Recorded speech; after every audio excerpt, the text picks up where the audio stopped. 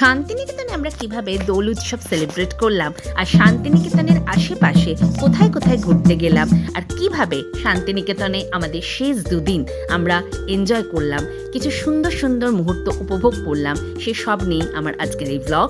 Hello and welcome back to another new blog friends. আশা করি তোমরা সবাই খুব ভালো আছো।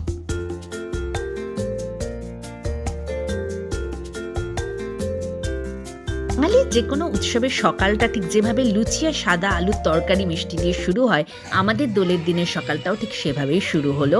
আর তারপরে দেখতে পেলাম এক গাছ ভর্তি পলাশ ফুল, যা দেখে মনটাই ভালো হয়ে গেল, কারণ এই পলাশের টানেই বসন্তকালে আমাদের শান্তিনিকেতন আসা। আমরা অলরেডি রেডি হয়ে নেমে পড়েছি হলুদ শাড়ি পরে, কারণ আমাদের এই দিন ড্রেস কোড ছিল হলুদ কমলা এই রঙগুলো, কিন্তু নেবেই আবিরে সবাই রাঙিয়ে দিয়েছে। আর আমাদের সাথে গপু ভাইয়াও চলে এসেছে, এসে বসে স্ন্যাক্স আর অল্প একটু শরবত খাচ্ছে, আর আমরা সবাই নাচে গানে খুব এনজয় করলাম আজকের দিনটা। আমার সাধারণত এই রকম অভিজ্ঞতা এই প্রথম, কারণ আমরা দোলের দিনটা মূলত বাড়িতেই কাটাই তিনজনে মিলে, কিন্তু এবার এতজনের সাথে মিলে নাচ গান করে খুব সুন্দর একটা অভিজ্ঞতা হলো আমাদের। আর এই দেখো আমাদের শরবত, লস্যি আর একটু স্ন্যাক্সের আয়োজন ছিল, যেগুলো দোলের সাথে ওতপ্রোতভাবে যুক্ত। ফুটকড়াই, মট, গুজিয়া, সেগুলো নিয়ে খুব সুন্দর করে এই দিনটা আমরা কাটালাম। আর সেই দিনেরই কিছু ছোট ছোট মুহূর্ত শেয়ার করে নিলাম তোমাদের সাথে। কংসরাজের বংশধর শ্যামলাহিড়ী বনগ্রামের কি জানে হয় গঙ্গারাম। সবাই মিলে একসঙ্গে আবির খেলে, তারপর নাচ গান, কবিতা, খাওয়া দাওয়া, ফটোশ্যুট সব করে আমাদের একদম হই হুল্লোড় করে দোলের সকালটা কেটে গেল। আর তারপর আমরা ফ্রেশ হয়ে তাড়াতাড়ি রেডি হয়ে নেমে পড়লাম লাঞ্চ করতে। লাঞ্চে ছিল ভাত, ঝুড়ি আলু ভাজা, মুড়ো দিয়ে ডাল, সর্ষে পাবদা, চাটনি, এই সব খেয়ে একটু রেস্ট নিয়ে আমরা বিকেলে এসে চিকেন ফ্রাই আর ফ্রেঞ্চ ফ্রাইজ, চা কফি খেয়ে একদম রেডি হয়ে নিলাম আমাদের সেদিনের বিকেলের যে আকর্ষণ ছিল সাঁওতাল নৃত্য দেখা, সেটার জন্য।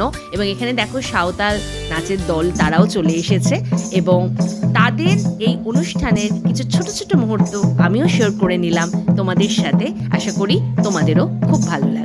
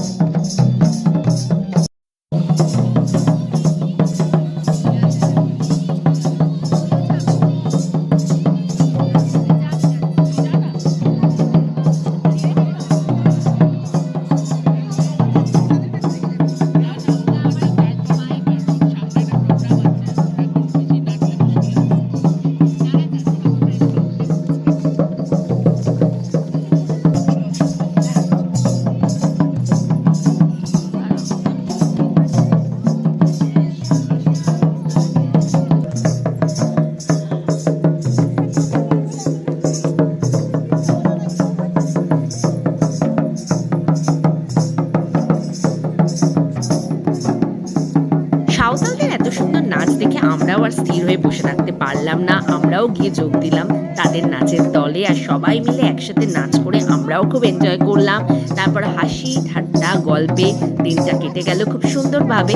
আর তারপর আমরা গেলাম ডিনার করতে। ডিনারে ছিল veg fried rice, chilli chicken, salad, মিষ্টি আর আইসক্রিম।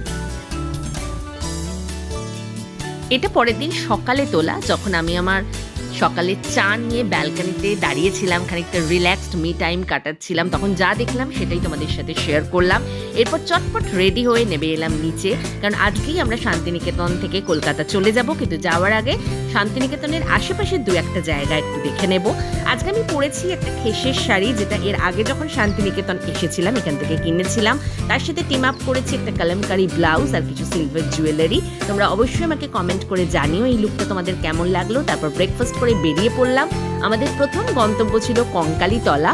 শান্তিনিকেতনে এসে কঙ্কালীতলায় পুজো দেব না এটা হতে পারে না, কারণ 51 পীঠের অন্যতম সতীপীঠ হিসেবে বিবেচিত হয় এই কঙ্কালীতলা। মনে করা হয় যে এখানে দেবীর কাক বা কোমর পড়েছিল। আর এখন আমরা যাচ্ছি কঙ্কালীতলায় পুজো দিতে, তারই কিছু মুহূর্ত শেয়ার করলাম।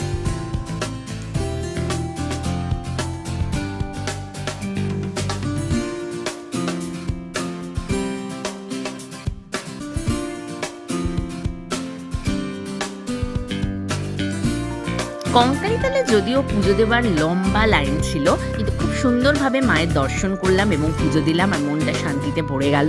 তারপরে এখান থেকে বেরিয়ে আমরা গেলাম সুরুল রাজবাড়িতে।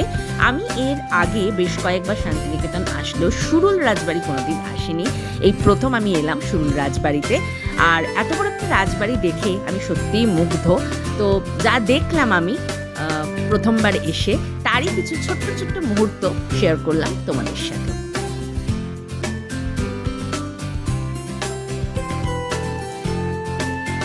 সুরুল রাজবাড়িতে ঢোকার জন্য কিন্তু টিকিট রয়েছে, যদিও সেই টিকিটের মূল্য খুবই সামান্য, কিন্তু আমার মনে হয় এই টিকিট থাকাটা একদিকে ভালো। সেই জন্য এই সুরুল রাজবাড়ি খুব ওয়েল মেনটেন্ড বলে আমার মনে হলো, খুব পরিষ্কার পরিচ্ছন্ন। খুব ভালো লাগলো সুরুল রাজবাড়ি ঘুরে। আর এরকম যে রাজবাড়িগুলো, সেগুলো আসলে না আমার ভীষণ ভালো লাগে, কারণ মনে হয় যে ইতিহাসের অনেক সাক্ষী বহন করছে এই পুরনো পুরনো বাড়িগুলো, এবং বহু মানুষের অনেক ভালো মন্দ স্মৃতি এই বাড়িগুলোর সাথে যুক্ত রয়েছে। অনেক গল্প রয়েছে এই বাড়ির প্রতিটি আনাচে কানাচে। তো ভীষণ ভালো লাগলো দেখে, তোমাদেরও নিশ্চয়ই দেখে ভালো লাগলো। তোমরা যদি এখনও কোনো না গিয়ে থাকো সুরুল রাজবাড়িতে, পরে যখন শান্তিনিকেতন যাবে অবশ্যই এখানে যেও, মনে হয় তোমাদের ভালো লাগবে।